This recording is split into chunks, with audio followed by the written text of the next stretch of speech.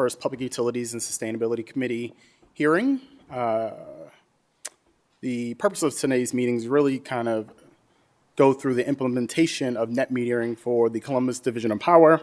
I would first want to thank Mayor Ginther for all the work he has done to spearhead sustainability and all of our phenomenal City of Columbus staff for their work on crafting this ordinance.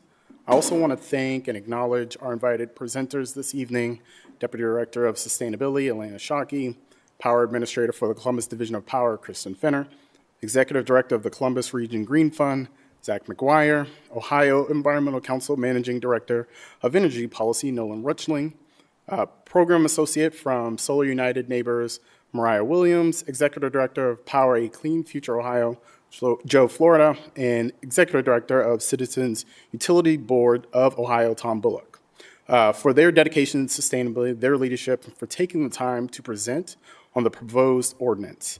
I also want to thank my Vice Chair for Public Utilities and Sustainability Committee, Councilmember Emmanuel Remy, Council President Hardin, and the rest of my council colleagues for agreeing to make sustainability a focus of this council. Councilmember Remy has been working to beautify our city for many years with his litter cleanup program, among other initiatives, and I'm honored to chair this committee with him. This year, our committee will be meeting a minimum of 3 more times to foster an open and transparent interested party process for the community to participate in their own governance. We heard it up and down the city of up and down Columbus during the campaign, an interest in having a more transparent process, and this is really our attempt to do that for the city. Let me stop there, see if Councilman Remy has opening remarks. Thank you very much, Chair. We appreciate the opportunity to speak. Good afternoon. It's a pleasure to be here today. I'm Councilmember Emmanuel Remy, Vice Chair of Public Utilities and Sustainability, and I'd like to welcome everybody here today as we gather to discuss a matter of paramount importance to the future of our beloved city and our nation, our commitment to achieving the goals outlined in the Columbus Climate Action Plan. As council members, it is incumbent upon us to address the pressing challenges posed by climate change and to adopt policies that not only mitigate its impact, but also pave the way for a sustainable future.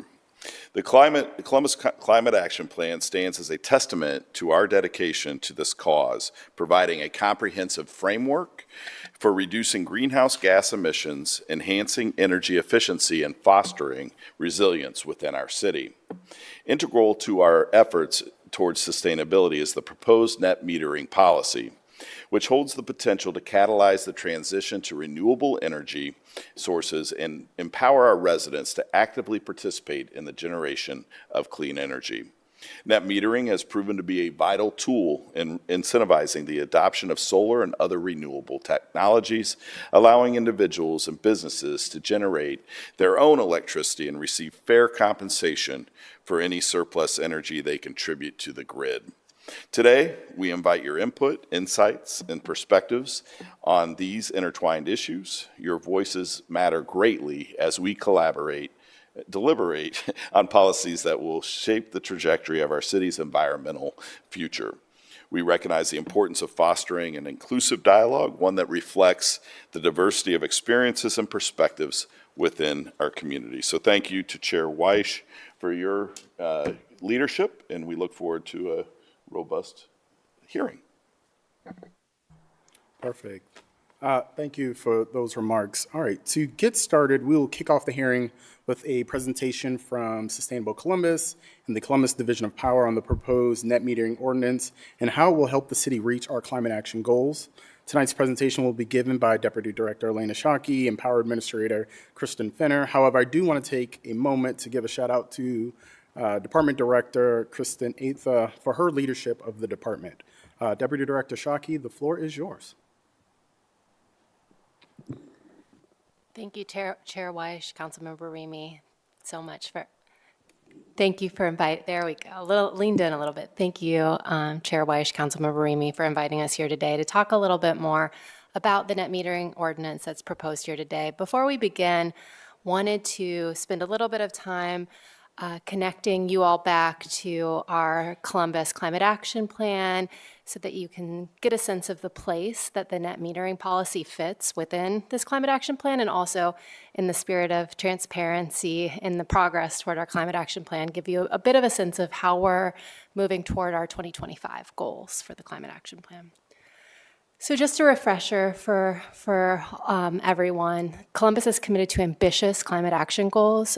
We are seeking to become a carbon neutral city by 2050 with substantial reductions by 2030. This is a community-wide goal, so it requires not only municipal operations, but residents, businesses, and all of our collective nonprofits and educational organizations working together, rowing in the same direction to reduce our carbon footprint. In our climate action plan, we have 5 sections to our climate action plan: climate solutions the Columbus way, sustainable neighborhoods, buildings, transportation, and waste. Our Sustainable Columbus Committee has 5 work groups that meet monthly to work on these topics. So if anyone is interested in participating in these work groups, anyone listening here today or in the audience, that invitation is open, because we recognize that we are better together, and the more people that we have participating in this work and helping to carry it forward, the better. You'll see that when we talk about climate solutions the Columbus way, that's really about all the partnerships that we are working to form to take climate action to the next level. Sustainable neighborhoods are many of our resilience and adaptation actions, the things that we need to do to harden our infrastructure to prepare for some of the inevitable impacts of climate change. Buildings, transportation, and waste. Those are the 3 things that are the greatest emissions from our city. So buildings, about 60% of our carbon footprint; transportation, most of the rest of the footprint; and then a small amount of our carbon emissions come from waste. So how the plan looks and how it's organized, what you'll see is in each one of our strategies, there's an action that describes what we're trying to do. Here in this example, you see increase residential on-site solar. It was no accident that we chose this today as the example, because we're going to be talking more about net metering as a strategy to help increase residential on-site solar. But you see that we have targets and deadlines associated with those targets, some that are in 2025, some that are in 2030, and some that are in 2050. I think another important thing to note is for each of the actions in our climate action plan, you see expected benefits. So every action that we looked at, we weighed what are the climate justice features of the action, what are the environmental and quality benefits, human health, and economic prosperity, to make sure that the actions that we were choosing were facilitating and fostering each of those expected benefits. So where are we? What are our priorities in progress as we are on the horizon to 2025? We're happy to report, I don't know why that keeps happening to me. We're happy to report that 2 of our 2025 targets have already been completed. With the help of council, we have adopted an equitable EV readiness ordinance that went into effect January 1st, 2024. So now when we have new buildings that are coming online, they are planning for EV capable and EV ready parking at their facilities and constructing them. And we have also established a green bank with the help of the Columbus Region Green Fund and capitalization from both the City of Columbus and Franklin County. So 2 major victories. And you can see here in the pictures our celebration at Corbin Commons when we launched the Columbus Region Green Fund in 2023. But there's much more to do, much more that's in progress. So we have here a listing of our other 2025 targets, all of which are in process, have strategies and plans in place for how we're going to accomplish these goals by the end of 2025. A few other highlights that I wanted to mention that are really important to us in the work that we're doing and success that we want to celebrate today is that our division administrator, Christian Finner, has helped us to really move our clean energy transition forward in a big way. Last year, we celebrated the beginning of construction of 45 megawatts of solar on the Division of Power, one at our Parsons Road water plant and a second at our Jackson Pike. It's an old closed landfill site. So both of those facilities are huge in facilitating the clean energy transition. We also have nearly at COD the construction of Atlanta Farms, which will support our community choice aggregation program. We've moved from biweekly recycling to weekly recycling. We've launched food waste drop-off sites, and then with the help of our friends at Impact and Solar United Neighbors, we've been growing our solar co-ops and our Empowered program and continuing to grow our Green Spot business program and our Green Spot program. So much to celebrate, but so much more to do. Lastly, I wanted to conclude my remarks by mentioning an important priority that we've been working on this year, our climate pollution reduction grant. The City of Columbus received a $1 million planning grant to update our Columbus Climate Action Plan to meet our 2025 update goals, but also B, to extend our climate action planning to the 10-county Columbus MSA region. So the City of Columbus, in partnership with the Mid-Ohio Regional Planning Commission, Ohio State Public Health, and Power Clean Future Ohio, has been working very hard to complete the first steps of this planning grant, which is our priority climate action plan, and then move now to our comprehensive climate action plan. But this is an exciting moment for us because it really is a chance to have a broader climate action plan, knowing that climate and climate solutions don't know municipal boundaries, and so there's a need to be thinking regionally about what we're doing to address climate change.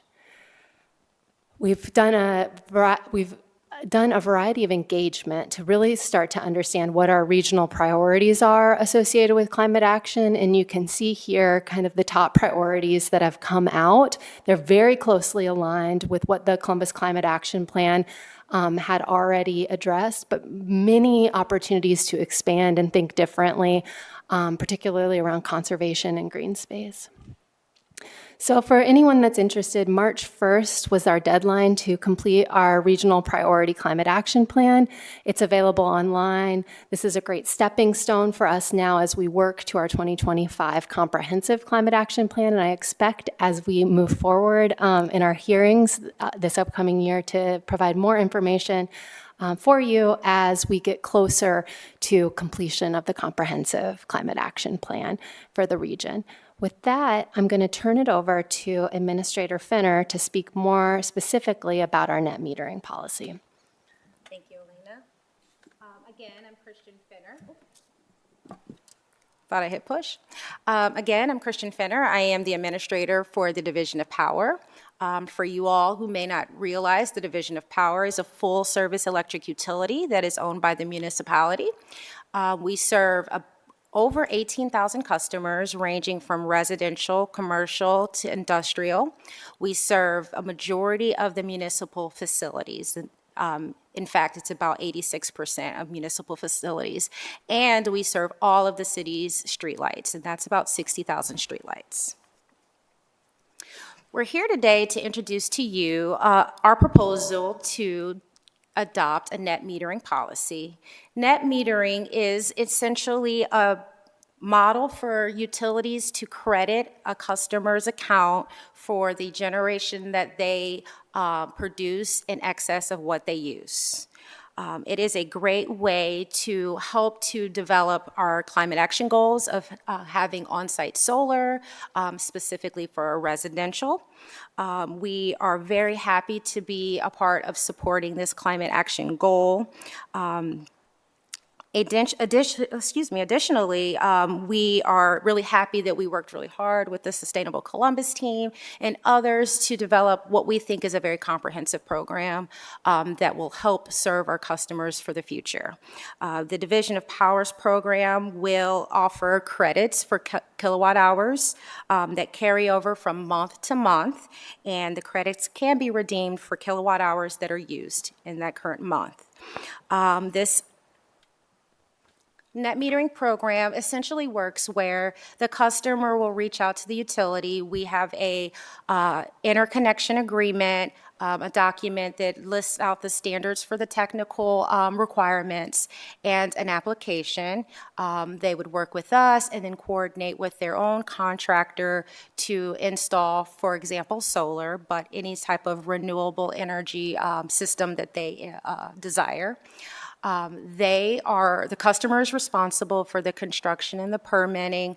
The Division of Power is responsible for installing a smart meter that gives bidirectional functionality at no cost to the customer. The solar or renewable energy system will generate power while it is functioning, and any excess power will then be going to the Division of Power grid.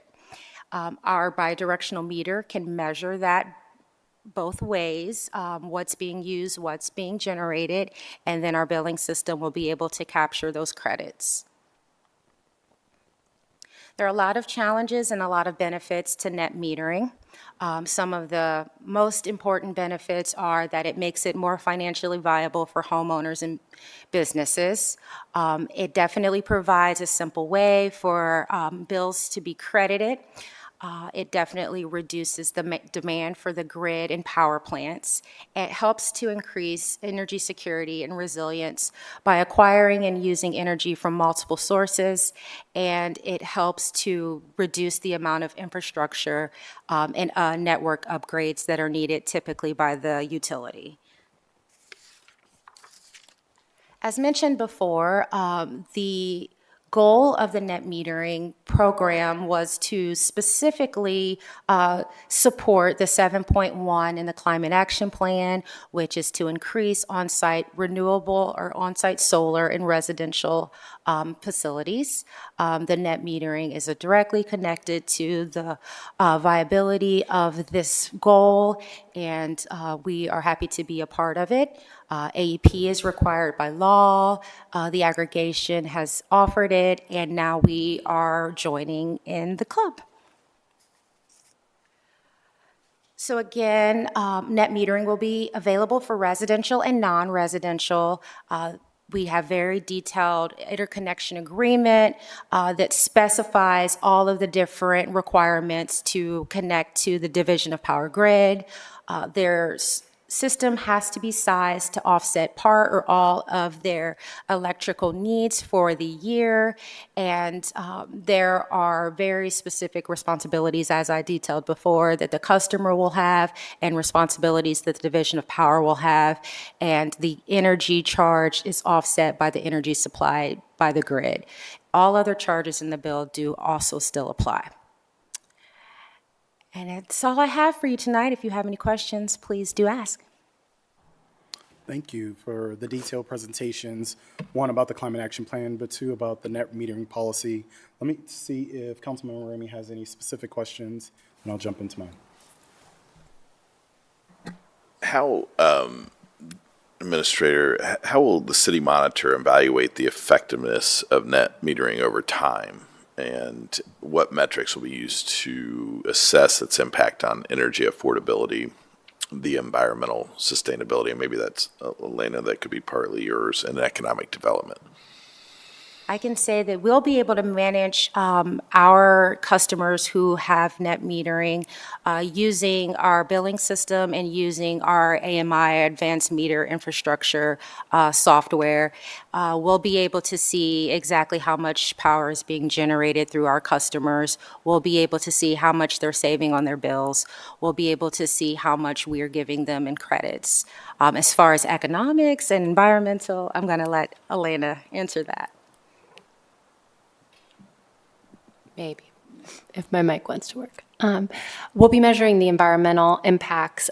Each year, we do an annual greenhouse gas inventory that helps us to kind of understand globally from each of our sectors, including our buildings, in particular our building residential sector, what our emissions are looking like. That'll be a kind of holistic and comprehensive way that we can start to see how rooftop solar and residential solar is impacting our overall carbon footprint for the city.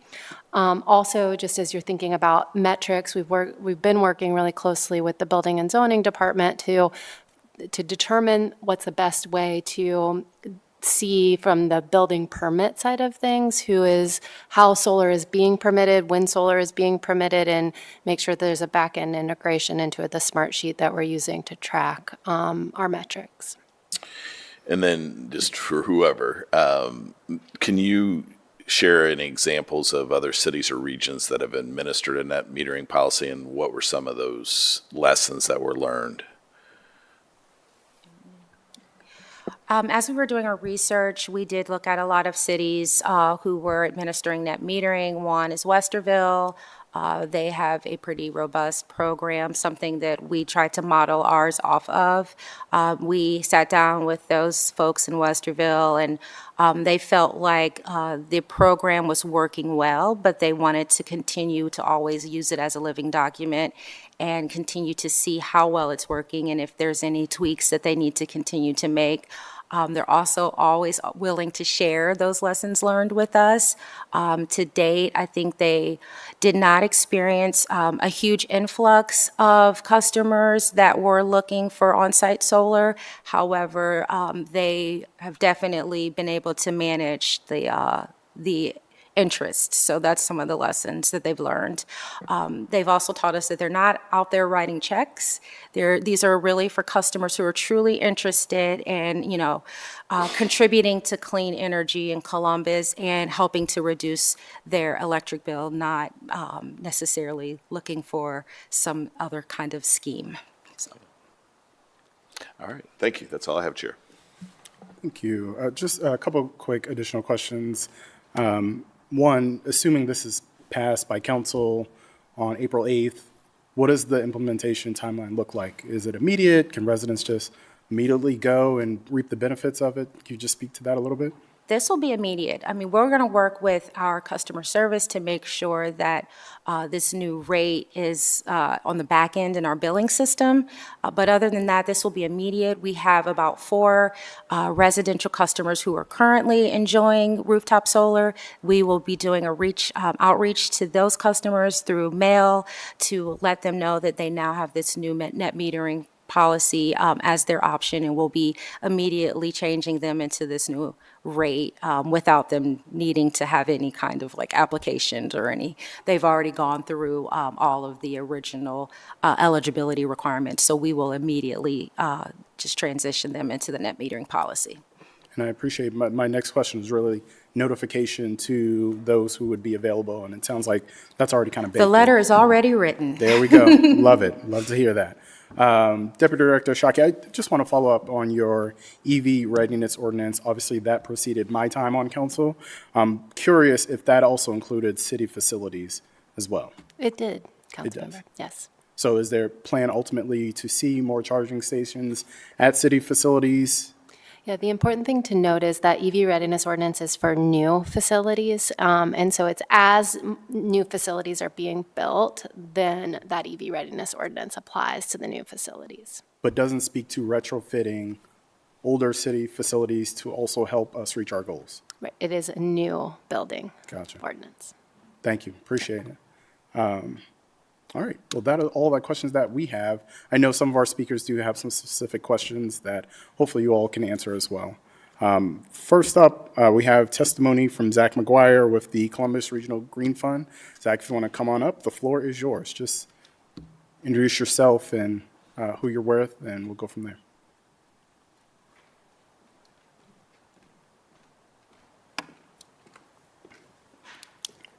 We live? Okay. Council members, thanks so much for having us here this evening to speak on this important topic. My name is Zach McGuire. I'm the Executive Director of the Columbus Region Green Fund.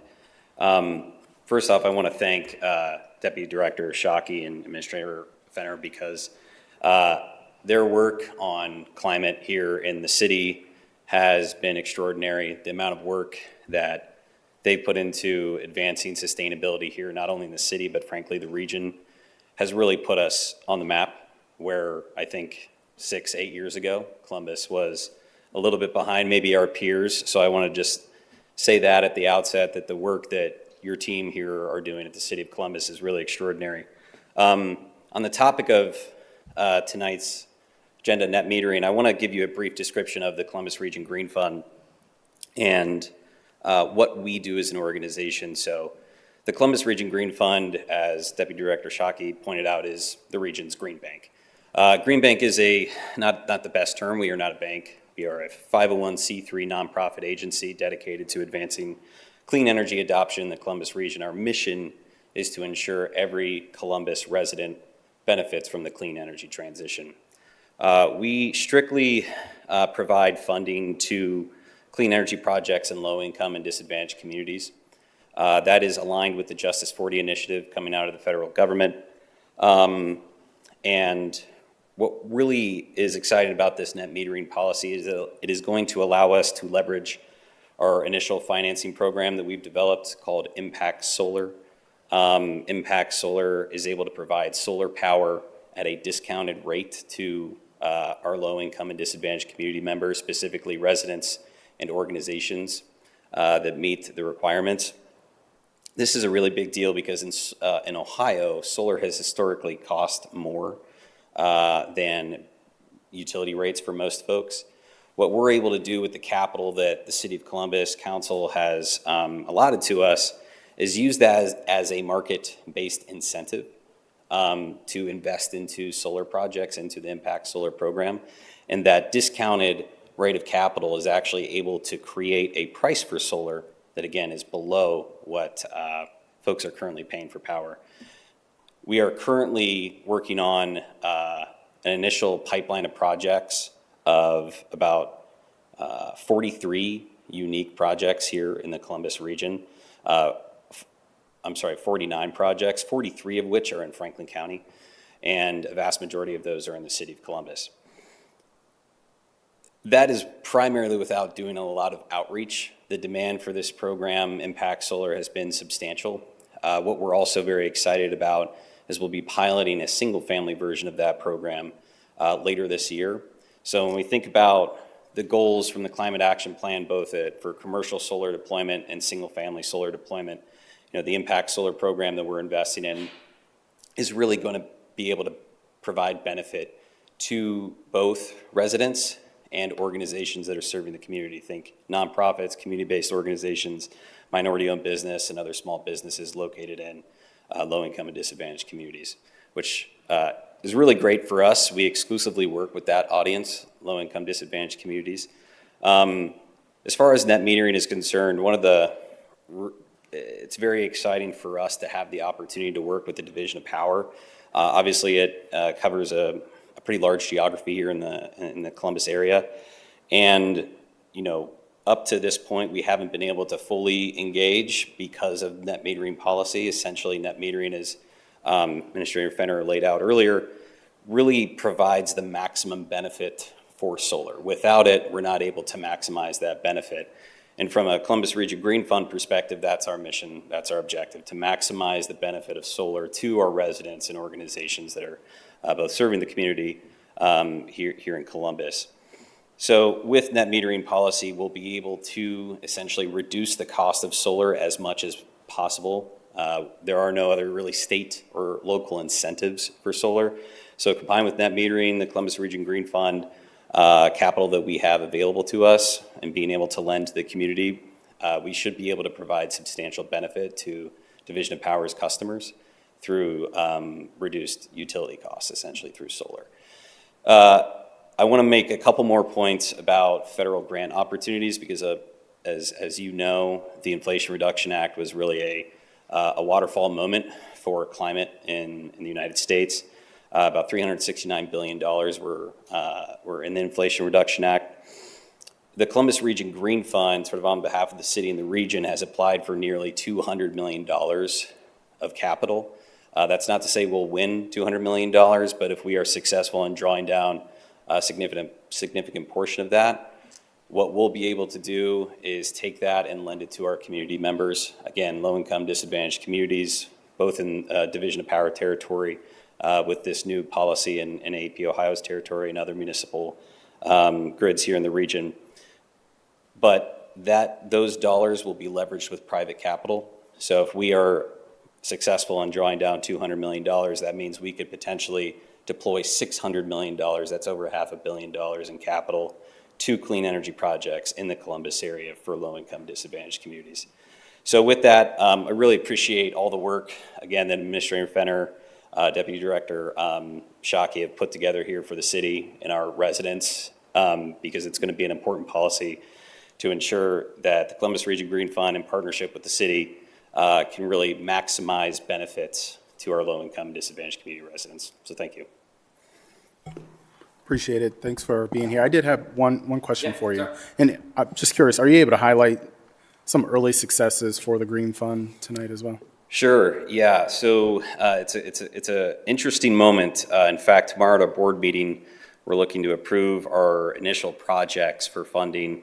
You saw earlier our photo up at Corbin Commons Senior Living Facility, and that's really an incredible project, but that's about one of 4 that we have that we're looking to approve for initial funding.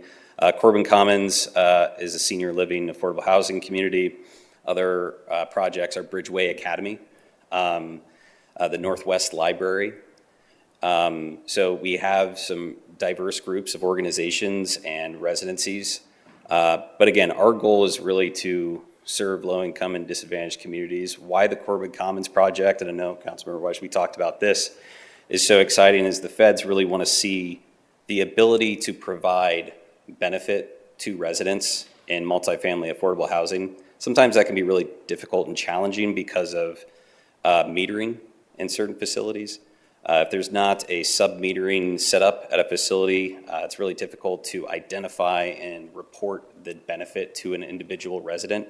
Luckily, with this Corbin Commons project, we have an innovative agreement with the landlord and tenants where we're actually still able to provide that clear benefit, which the EPA wants to see, but instead of through the utilities, it's actually going to be done through rent. So that'll be a really innovative project for us and will be replicated, I think, around the city and the region. But those are going to be our big initial wins for the projects. But as I mentioned, we have 40 other projects in the pipeline, not to mention projects that we've been working on and growing that pipeline through the climate pollution reduction grant that Deputy Director Shockey mentioned earlier. Thank you. Yeah. Councilmember, any questions? All right, no, appreciate your testimony. Thank you, too. For being Appreciate here. it.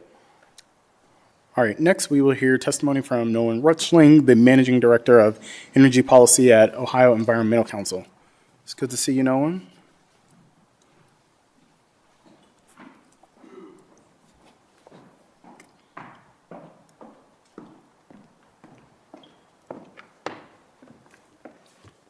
Good evening, council members. My name is Nolan Rutschling, and I serve as the Managing Director of Energy Policy for the Ohio Environmental Council and the Environmental Council Action Fund.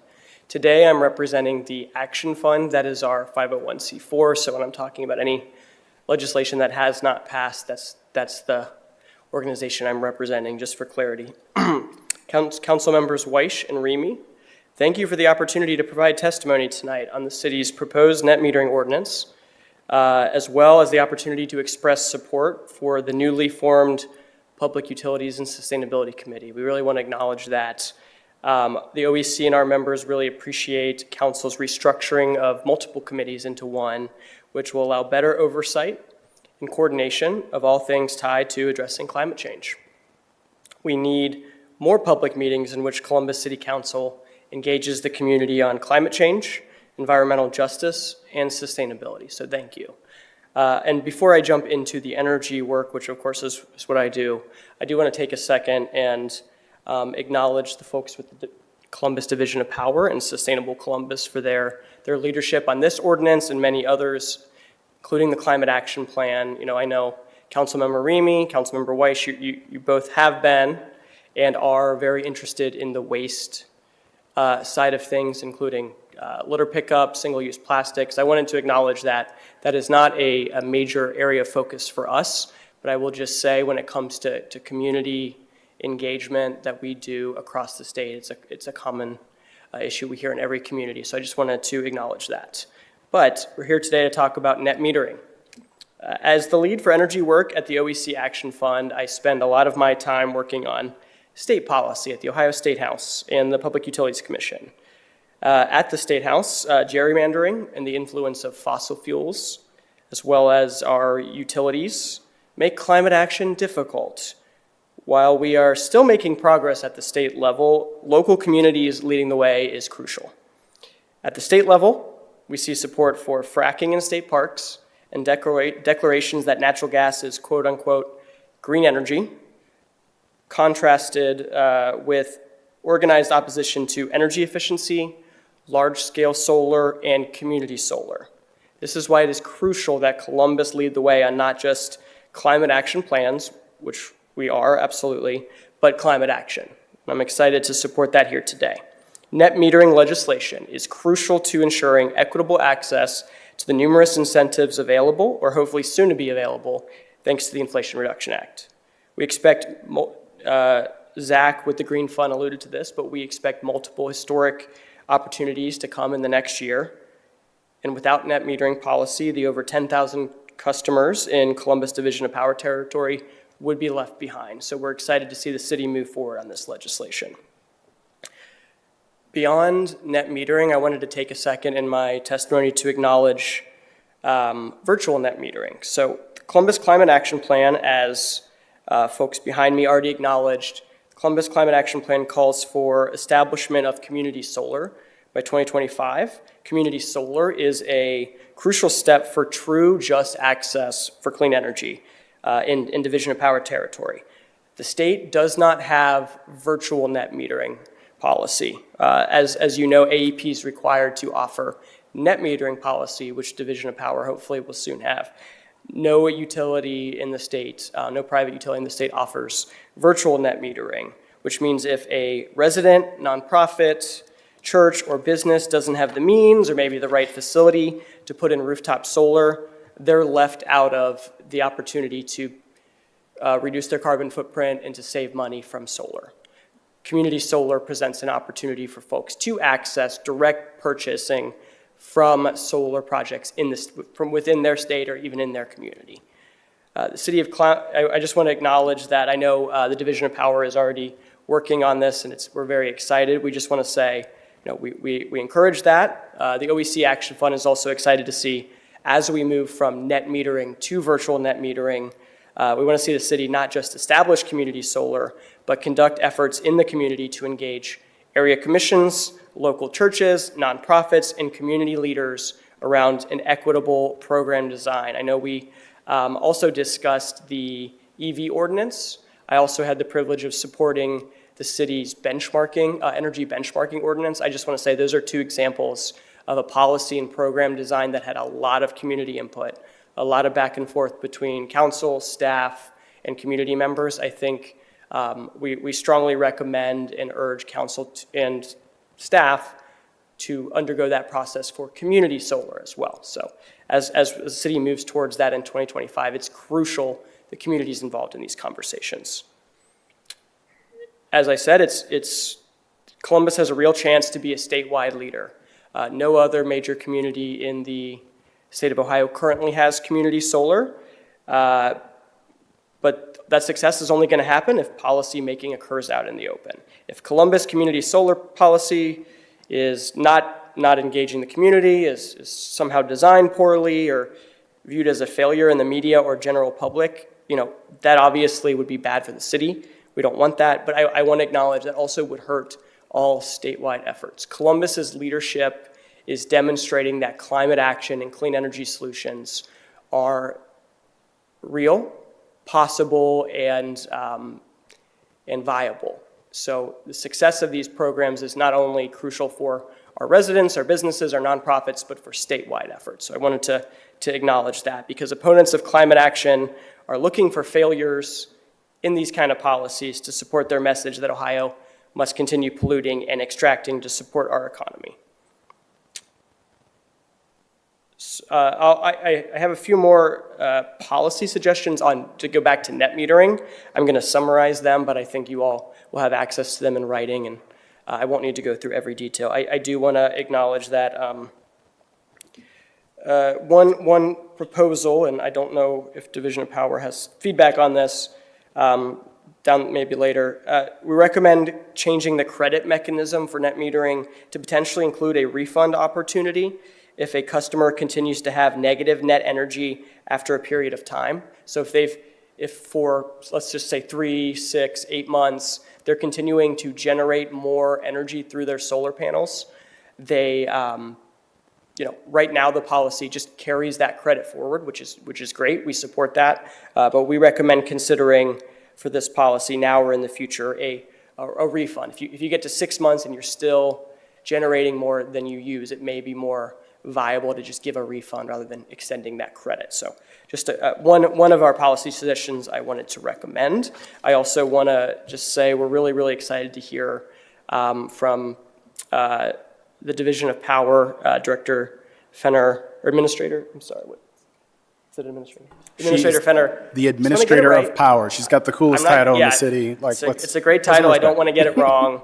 Really excited to hear that this policy is ready to go, or close to ready to go. We just want to recommend in the application process that there's clarity and ease of access for community members to connect to the grid when that policy when the policy passes. So it sounds like Division of Power is working on that, but that is really, really crucial to ensure folks can apply. And one element I also want to mention is that an interconnection, a change in the legislation we recommend and the city might consider is that customer in the interconnection section be changed to customer or the customer's authorized representative. That allows residents, businesses who are working with, say, Impact Solar or another solar provider to have someone help them navigate that process. I'm sure there's some legal elements to that, but we think ensuring that there's assistance provided in that interconnection process would be great. Finally, our other recommendation has already been partially addressed by our partners behind me. We think regular updates to Columbus City Council and these great meetings that are now happening out in the open in the name of transparency would be great. So Division of Power and Sustainable Columbus providing updates to the City of Columbus on the status of the number of customers, number of applications received, number of applications approved, total kilowatt hours or megawatt hours enrolled, emissions reductions, things like that would be really, really great. I think a lot of our residents are really, really excited about this policy. That kind of regular reporting will help them understand the benefits of this policy. With that, I just want to end with saying again, this legislation and this hearing are an excellent step forward towards a new future in Columbus where we can serve as a model for community-led climate action. The OEC Action Fund urges the suggested edits and passage of the net metering ordinance. Thank you.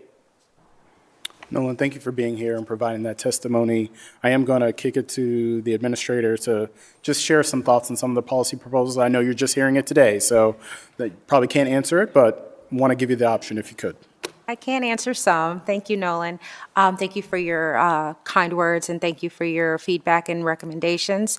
I did fail to mention that a customer will have the opportunity to get cash out of their credits after at least a year, and also if they were to close out their account with the Division of Power and move to that other utility, then they would have absolutely the opportunity to cash out. So thank you. Yes, the goal is not to incentivize overproducing or overbuilding a system, but the goal is definitely to make sure that this is a financially viable solution for customers.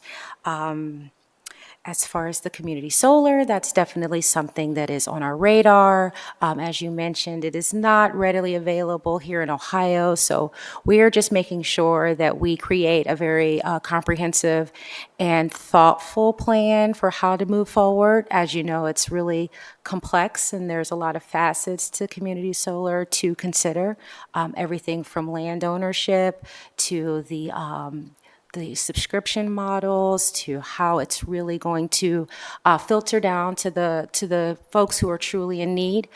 So we just want to make sure that we create the best program for Columbus and their residents. I didn't really take a lot of notes, so I think we can talk about this offline if you want to discuss more, but I think there's a lot that we're definitely open and willing to adopt. So thank you. Thank you. Thank you for providing some response. Councilmember Ramey, did you have any questions? All right, Nolan, appreciate you being here, appreciate your testimony. Thank you. Thank you. All right. Now we will hear from United Solar Neighbors.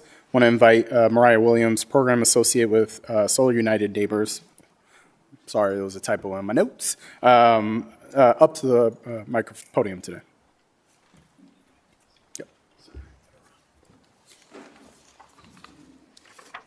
Right, so good evening, Councilmember Weiss and Councilmember Remy. Thank you for allowing me to speak before the Columbus City Council Sustainability and Utilities Committee today, especially as we approach Earth Month, highlighting the timeliness of discussing sustainability initiatives. My name is Mariah Williams, and I work for Solar United Neighbors. I am also a Columbus resident, and I am here today wholeheartedly supporting the adoption of the net metering policy for our city. Through my organization, I work diligently to educate residents on rooftop solar through our co-op programs, ensuring that every participant gains the consumer awareness and understanding of what solar energy is. To date, our co-ops have helped to educate more than 700 Columbus residents and helped 80 of those residents to go solar on the rooftop, which is a testament to the promotion of solar adoption in line with the city's climate action plan. Yet we recognize that only some people have an equal opportunity to adopt solar. In communities of opportunity, factors such as affordability, lack of educational resources, and policy barriers have led to lower adoption rates. This disparity means that households who are most burdened by their energy bills, not to mention acutely impacted by climate change, are unable to benefit from the bill-slashing power of solar on their rooftops. Sustainable Columbus's support for a low to moderate income solar co-op has been a crucial step that we're starting to take toward addressing these disparities. However, rooftop solar remains economically unviable for many residents without having net metering. Therefore, I'm pleased to see that the City of Columbus is striving to adopt net metering policy as outlined in the documents that we've been provided. This policy stands for a beacon of progress for our city's energy landscape, empowering individuals across the income spectrum to take control of their energy consumption and their costs. By ensuring that all customers have access to net metering, we are democratizing clean energy and fostering a more inclusive energy landscape. Moreover, the policy's focus on safety, reliability, and transparency underscores our commitment to accountability in energy billing. By offsetting energy charges based on net energy consumption, we are not only incentivizing energy conservation, but rewarding customers for their contributions to the grid. From Solar United Neighbors, we've got years of experience in seeing that net metering is a tried and true metric for supporting adoption of rooftop solar and growing it in communities. As we follow in the footsteps of other cities that have adopted net metering policy before us, we unlock the immense potential for the City of Columbus. By removing barriers to solar adoption and fostering economic empowerment, we are building a greener and more resilient future for all residents.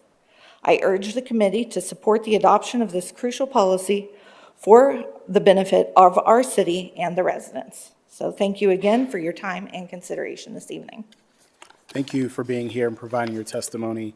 To your point, if we having these open sessions allows for folks to truly chime in on what we are proposing at City Council and add weight behind the things that we move forward with in council. So appreciate your words, appreciate you being here, and obviously the work that you're doing in the community to connect residents to solar power and answering those questions for them. So thank you. Thank you. All right. Next, we'll hear testimony from Joe Florida, the Executive Director of Power a Clean Future Ohio. Joe, thank you for being here. Floor is yours.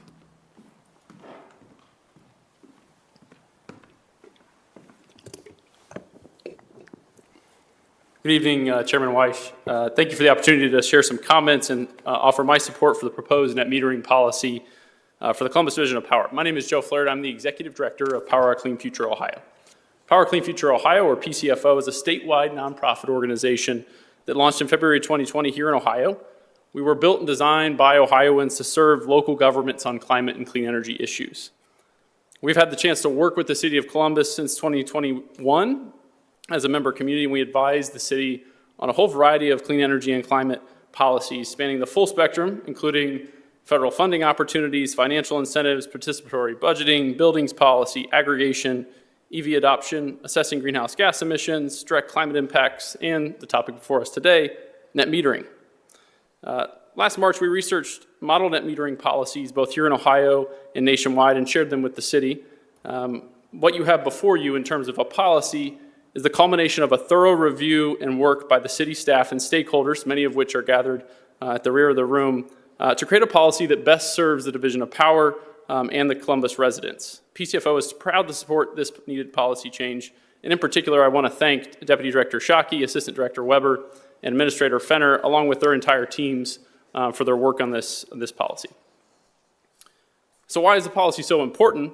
The key reasons I would identify, and I know there are many, many more, are access, equity, climate change, and good government. And we could talk through each of those in depth, but just to share a few examples on how those apply to this particular net metering policy. Fortunately for us, the federal government has stepped in to add extra emphasis on those key topics through new funding opportunities available to states, local governments, and other entities. In particular, I want to highlight one opportunity through the Solar for All program. This is part of the Greenhouse Gas Reduction Fund. This $7 billion funding program will come to Ohio, and we eagerly await news that will drop any day from the EPA as to how much funding we will ultimately get. The City of Columbus is part of 2 applications pursuing this funding, and we hope to see those applications fully funded and the City of Columbus to be able to fully access those resources. The success of these programs, as outlined to the EPA, hinges on the ability of the City of Columbus to implement community solar. You cannot implement community solar without net metering, and specifically virtual net metering, as has been discussed already today. Community solar in particular is important because it allows residents who would likely not be able to adopt solar for a variety of reasons, either they live in an apartment building or they cannot afford to install an entire solar array on their home, or any number of other reasons. It gives them the opportunity to have access to a local solar project. They're purchasing the energy from a project built right there in their neighborhood. The municipal utility would be responsible for ensuring payments and accounts are correctly assigned to the project's generation. And as outlined by Administrator Fenner just moments ago, that's no easy feat. That is a complex system that needs to be stood up. But I look forward to working collaboratively with the Division of Power and Sustainable Columbus to ensure we get there. And this is just one example. The Solar for All program is explicitly required to serve low-income and disadvantaged census tracts, as identified by the Climate and Economic Justice Screening Tool. These census tracts have considerable overlap with the Division of Power's service territory. I think that's quite notable. Not offering a net metering policy to Division of Power customers has, and if not adopted, would disadvantage the most at-risk neighborhoods that stand to benefit from significant federal grant support and potentially new community solar projects. The final point I want to make is to emphasize just how important the work of the municipal electric utility is. No one in this room is ignorant of the significant detriment that our investor-owned utilities have caused our state. The egregious example of House Bill 6 stands on its own as the strongest reason to further invest and support our municipal utilities. More resources to the division to help modernize and further expand services and customers served in Columbus over the long run, in my view, will ultimately benefit Columbus residents. PCFO proudly supports this net metering policy and looks forward to supporting its successful implementation, which, as I understand, I hope will come to a vote on April 8th, which I don't know if it's poetic or ironic, which is the same day as the solar eclipse. So thank you for your time. I'd love to say that we lined that up to be perfectly. The timing just happened to work out that way. But thank you for being here and all the work that you're doing to support many of our environmentally focused committees in Sustainable Columbus. Appreciate it. Next, we will hear from Citizens Utility Board of Ohio, Executive Director Tom Bullock. Thanks for being here. The floor is yours.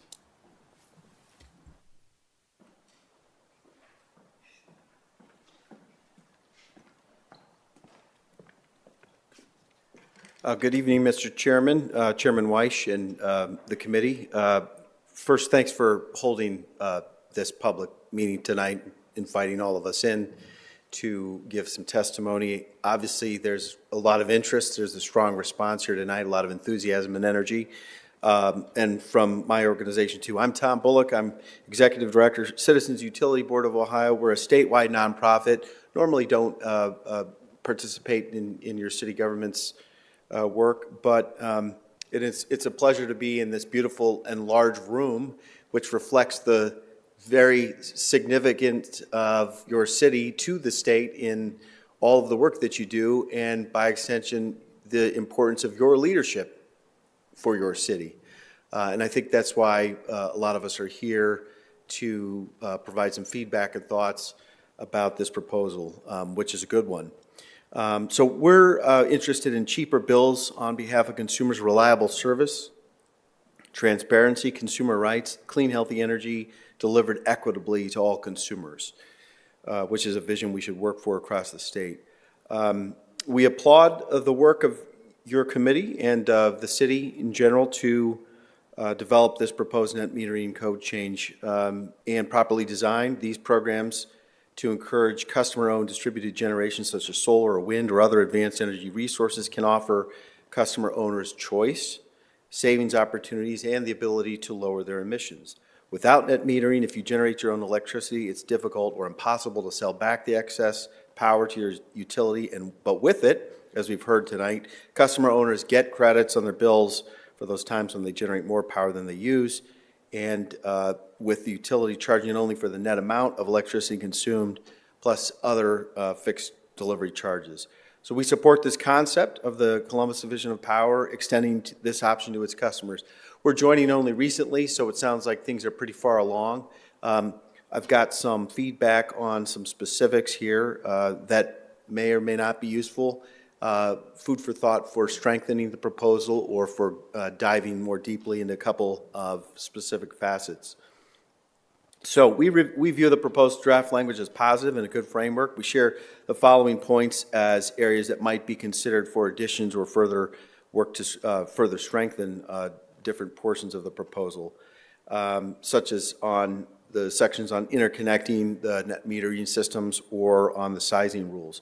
So specifically, first, clarity on the billing credit would be helpful to understand the economics and the value offered to customer owners. So depending on the specifics, the proposed rate might work better for some customer classes than others. For example, residential customers if they have high usage, but it may be less of a clear value to low usage residential customers if the fixed charges are a large part of their bill, or for commercial customers who may have demand charges that drive more of their monthly costs. So we don't understand that fully without a little more analysis of the mechanics of how your billing works, but those are factors to keep in mind.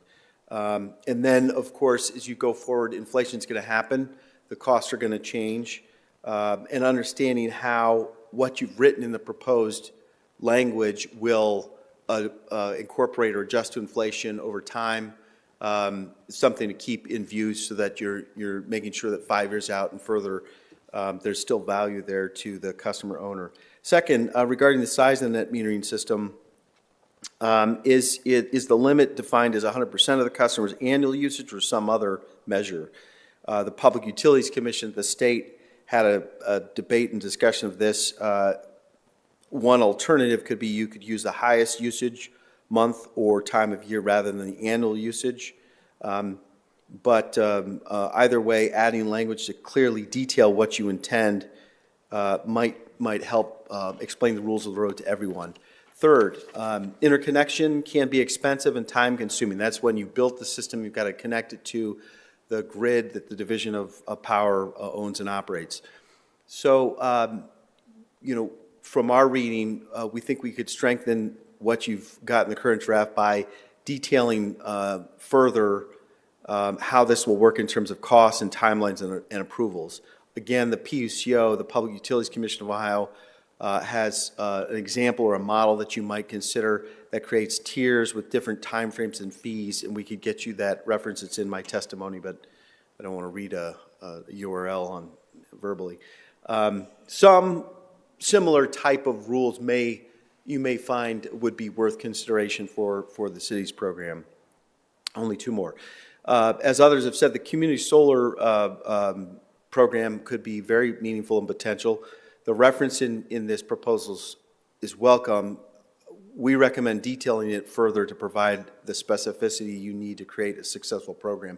I would also say that's useful to people in multifamily dwellings. By definition, if you've got a small-ish roof and a lot of residents or a lot of businesses, there's more power you need for that building than roof space you've got. So you're going to have to go off campus unless you have a giant lawn and the property owner decides to commit that lawn.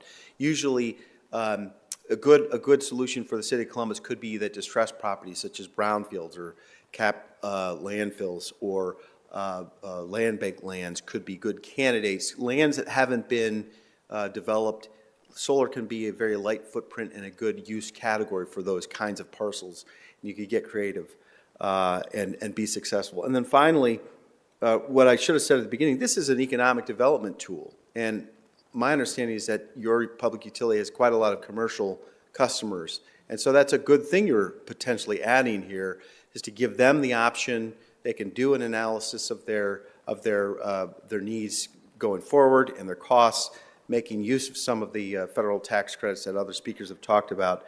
But that economic development tool could be even stronger if you did not a community solar, but a virtual net metering component where if the building's over here and they don't have a contiguous land right next to them or on site, they could use one of those, as I just described, a few miles away or across town, which isn't all that far, some distressed property or other sites where they could invest and make good use of that and then have a virtual tie to their business use somewhere else. That's an exciting feature. Some other states do it.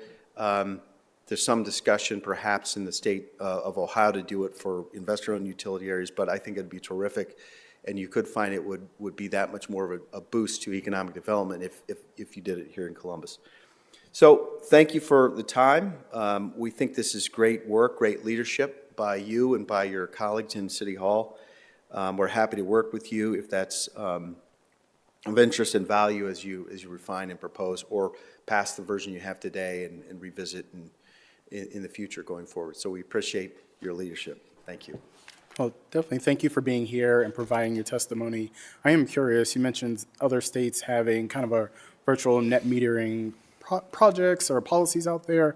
Are there some best practices or states that you can point to that my team can kind of look into to see what might be possible? The one that I know for sure off the top of my head that I was really thinking of is Pennsylvania, not far. And they allow, I think, 2 miles for a commercial customer to be able to do exactly what I said. In other words, within that 2-mile radius, if a company here, or maybe it's a large multifamily here, has a lease usually, they may not own the land, but they've signed a long-term agreement with the property owner to put solar there. They've done that with success. The other version, and this is important, is you could have one customer but multiple meters. So a school system, a hospital, a municipality, a university campus, they're one customer but they've got a lot of different buildings.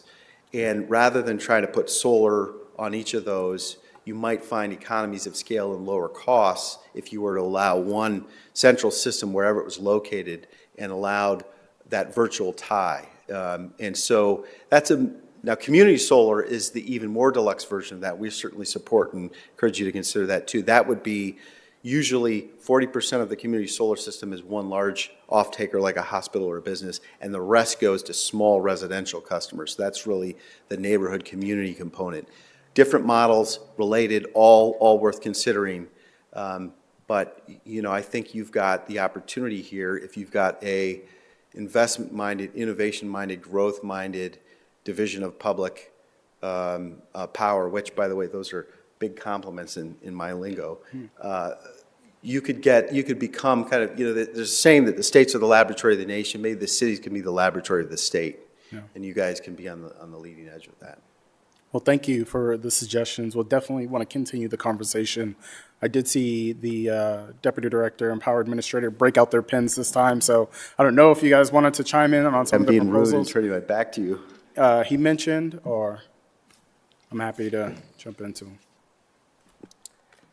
We took some notes. I think I'll allow Administrator Fenner to address some of the questions related to the clarity and billing credit. A lot of those things have been contemplated already in the code. Yes, so it'll be clear when we establish our rules and regulations. There's also an established interconnection agreement that specifies all of the steps that a customer needs to take to interconnect to our grid. So there's a lot of hand-holding, and we will not allow anyone to go too far astray, but they will have to rely on a contractor who's going to do this work for them. This is not a part of the Division of Power's purview, is to do any construction themselves, so. And I just think the important thing to emphasize from what Administrator Fenner was saying is that the interconnection agreement is where a lot of those technical specifications that you're looking for are located, and that is going to be, you know, immediately effective. So then that interconnection agreement is also online so that people can look at it and understand all the technical specifications that go into being a part of the net metering program. And all of our customer rates are identified in code, so, and online as well. So it will be clear to see where you will fit as a customer based on your rate class. Perfect. Thank you for that. And thank you for being here and providing your testimony. Thanks, Mr. Chairman. Right.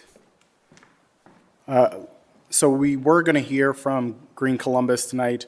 Unfortunately, they got called away for some Earth Month activities, but they did send a testimony that I'll read just for the record. Let's see. 2024 marks the 54th anniversary of the first Earth Day celebration. Now, a half century later, we see the effects daily of increased carbon dioxide in our air. The city of Columbus is as vulnerable to the effects of climate change as any other community across the globe. Fortunately, the residents of Central Ohio will not sit idly and allow our environment, our neighbors to suffer. Groups like nonprofit Green Columbus are working to increase volunteer engagement, grow equitable tree canopy coverage, and foster resilient communities. One way that we are accomplishing that is through the largest volunteer Earth Month campaign in the country. In 2023, Green Columbus coordinated over 4,500 volunteers at 160 work sites to plant trees, remove invasive species, restore natural beauty, and other activities. The effort planted 72,000 trees, seeded over 10 acres of prairies, and accumulated 2.28 years of volunteer work, all that done in 1 month. This year, Green Columbus is looking to expand that impact. Today, volunteers planted 50 mature trees at Columbus Afrocentric Early College High. These trees will clean the air, manage rainwater, and reduce energy costs for the school. We encourage all Columbus residents to spend some time this April connecting with the Earth and our community. You can discover volunteer opportunities at earthdaycolumbus.org, all one word, to learn more about how we can support our communities and build a stronger, more equitable future in Ohio. You can also sign up for notifications on that website as well. They were going to be hosting cleanups from April 5th through the 28th, beautification and community garden work from April 12th through the 28th, tree planting April 19th through the 28th, community science projects from April 26th through the 29th, and then ultimately our Earth Day celebration on April 27th, 11 a.m. to 8 p.m. in Genoa Park. So I appreciate them willing to kind of send that testimony. We will continue to engage with them on the work that they're doing for Earth Month. At this time, we'll move to the public comment section of the hearing. Is Londell Towns please come to the podium? Londell? Not seeing. All right, no Londell. Next, we then have Laura Ritchie with Community Renewable Energy. Laura, it's good to see you. Welcome back to council.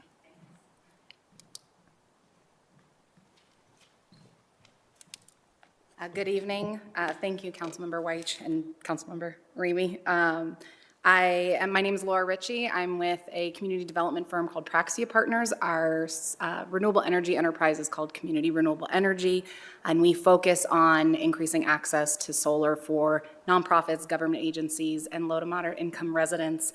I had remarks here, but actually they've been covered by many of our other advocates in the room, so I am going to make this short and sweet. I obviously am very much in support of the net metering policy. I want to thank the leadership that you and your team have shown. I want to thank the leadership from Sustainable Columbus and Division of Power. This is a really important policy for increasing access to solar for our urban core neighborhoods in particular. I had a whole thing in here about how urgent the implementation is, but you've already answered that, so thank you again for that. So I really want to just use this time to encourage and repeat some of the notes from some of our other speakers about virtual net metering and the next steps we can take after net metering is implemented. One of the things I really want to highlight is the once-in-a-generation funding opportunities that have been brought up by the Inflation Reduction Act, specifically in the Solar for All funding that will be coming through this summer. Some of that is specifically earmarked for community solar, and Columbus could be uniquely poised to seize that funding from most of Ohio, since there is not virtual net metering in most places in the state. And so I just want to continue encouraging the idea, the policy of implementing virtual net metering as quickly as possible so that we can make community solar accessible and available for Columbus Division of Power ratepayers. So that is, I will just leave it at that. I really appreciate all of the leadership and the vision that has been shown here, and I look forward to continuing working with all of you on implementing solar for our neighborhoods. Well, thank you for being here. She's also being somewhat humble. She was waving the flag of net metering for years. It was That one of is the first true. things she said to me in a meeting when I actually was elected. So appreciate you being here and for your continued advocacy. That's the only way we kind of move forward is when we have strong advocates willing to come and raise their voice to kind of push the city to be better. So Well, thank you again for being here. And I will find a new hobby. So you don't have to hear about me net metering anymore. Thank you all. Appreciate it. Next, we have Duncan Siror, and apologize if I... Soror, sorry.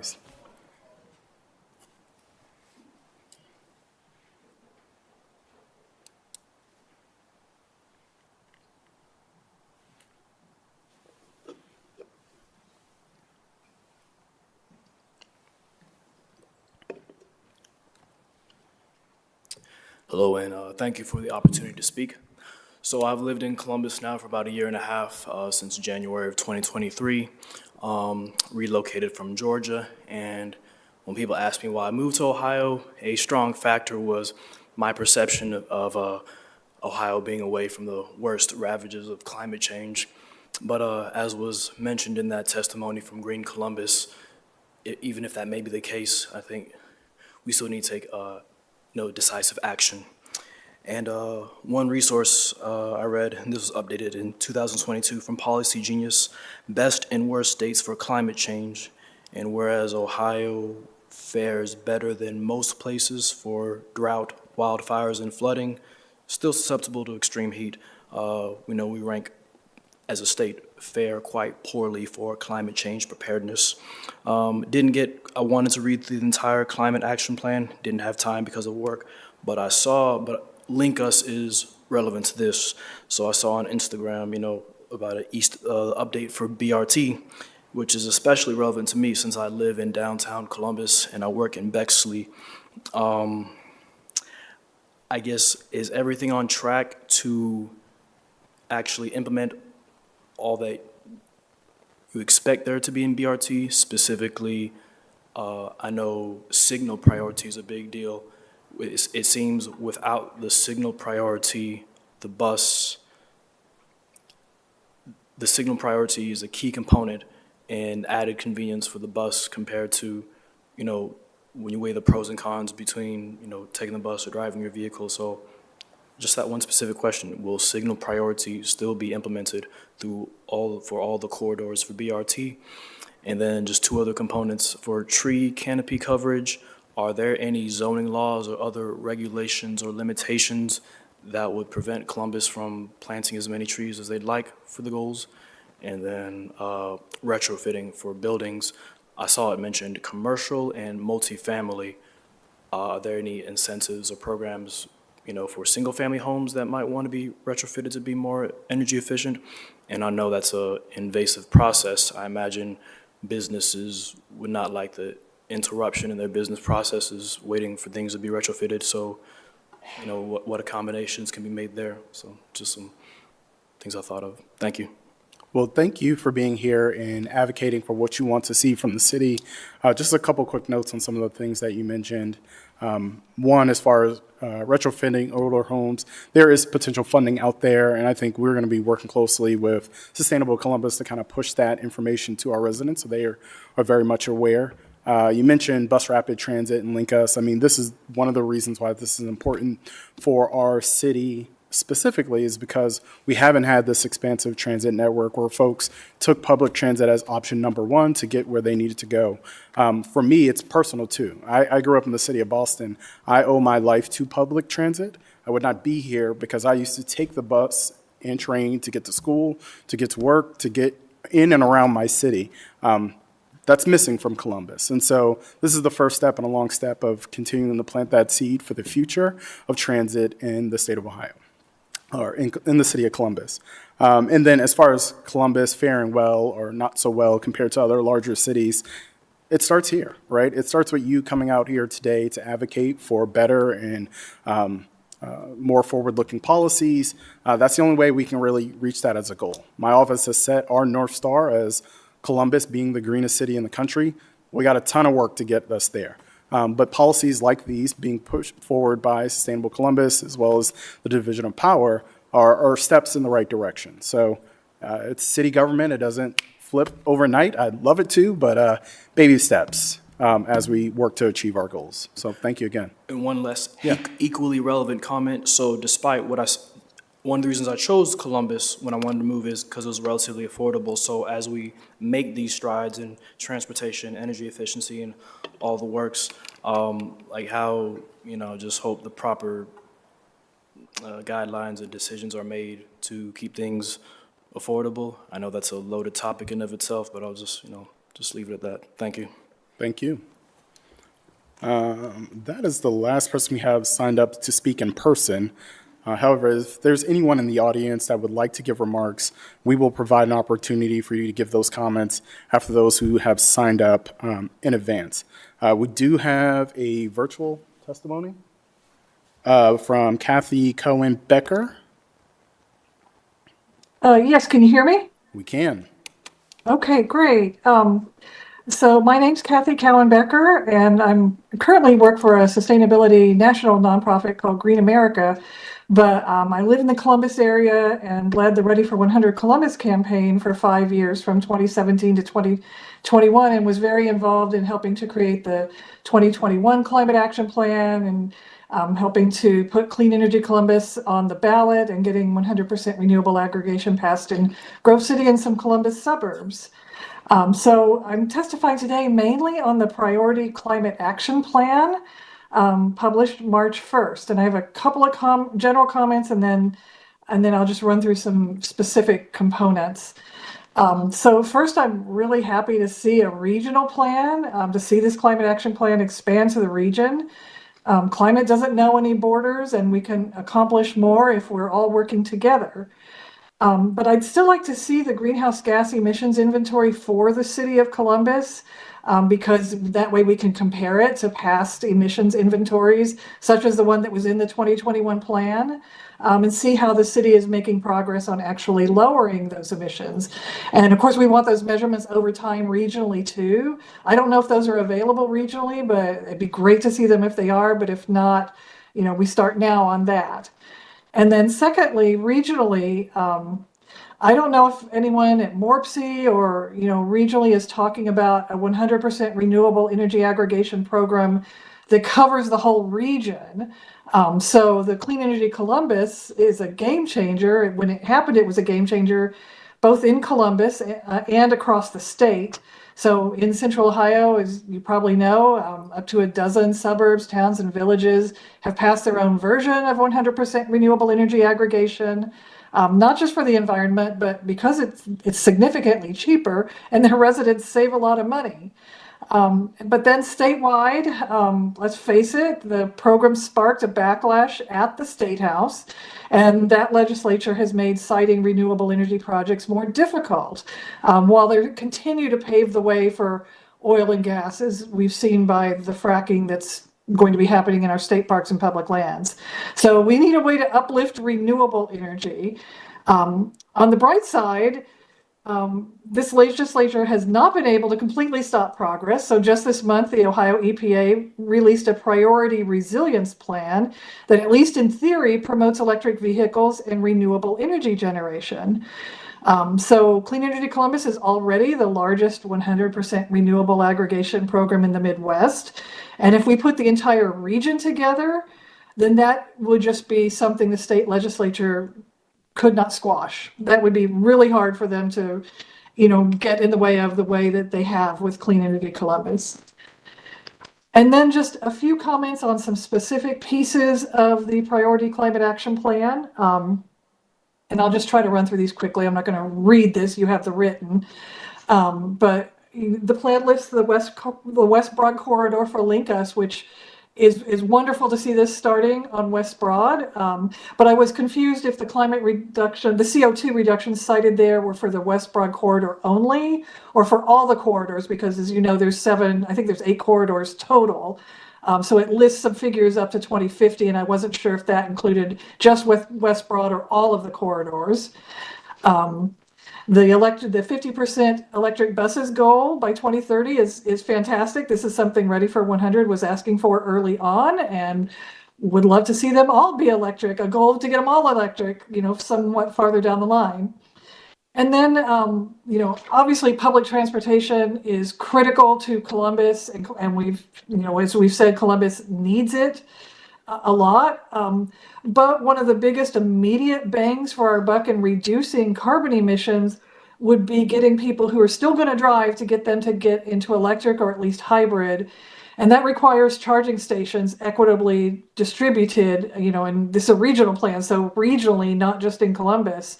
So I'd like to know, what is the plan for charging stations across this Columbus MSA region? Let's see, under electric power, it's great to see the 50 megawatts of residential solar and solar for public and nonprofit buildings. I'm wondering if there's any discussion of solar for commercial buildings like big box stores, warehouses, parking lots. These are all good places to install solar, but they may need some incentives or at least cutting red tape. And is that being addressed?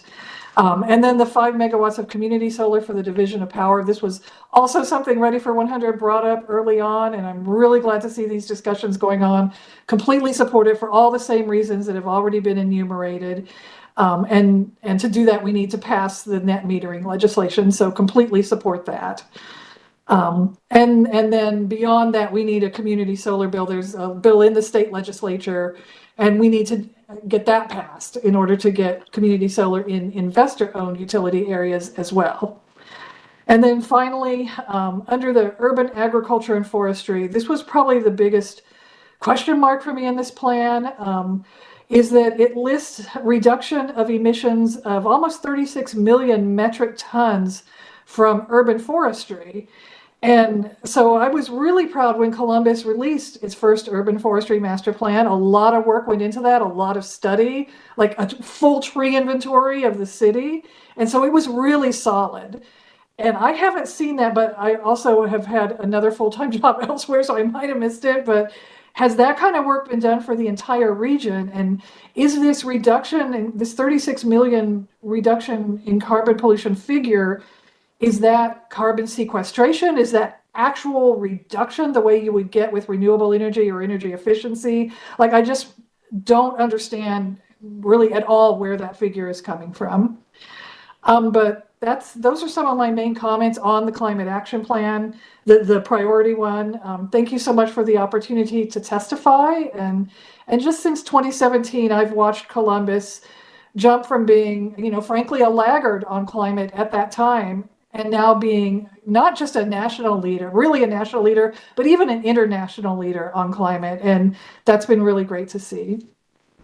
All right, thank you. Kathy, thank you for providing your remarks. Some of your questions related to transit.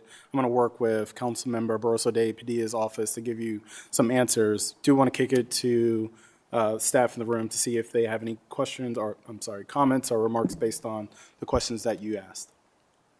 Hi, Kathy. It's Deputy Director Elena.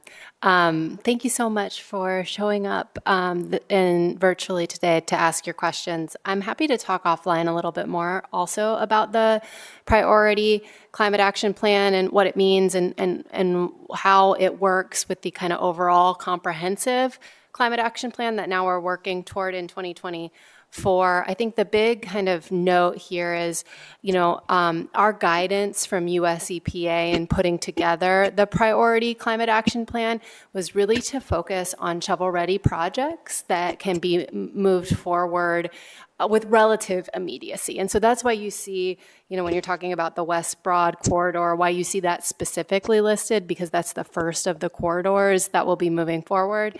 It's why you see some of the questions or goals that you had related to other elements. And happy to dig in a little bit more with you on the urban agriculture aspect. I think that's one of, to me, the more exciting aspects of what we're going to delve into when we move from the priority to the comprehensive climate action plan, and was a piece of the original 2021 Columbus Climate Action Plan that we've talked about. We weren't able to quantify what carbon sequestration was occurring from kind of our natural lands or our conservation areas. And so we're working with Power Clean Future Ohio to really delve into some of these things and figure out how we can quantify that and how we can come up with a regional strategy for preservation.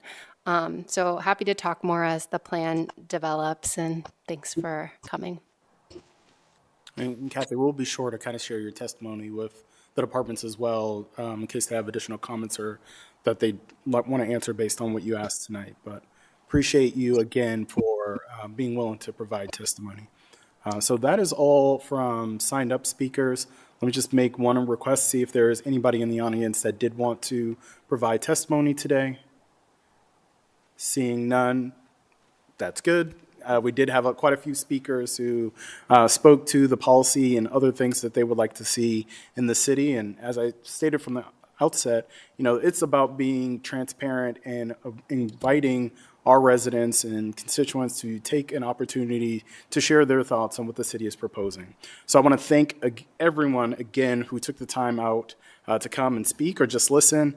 I look forward to seeing the benefit of net metering will have on our residents, and we will continue this process of having these open sessions to hear directly from residents on the governance of their city. So thank you again, everyone, for coming, and that concludes our first hearing for the Public Utilities and Sustainability Committee. Thanks.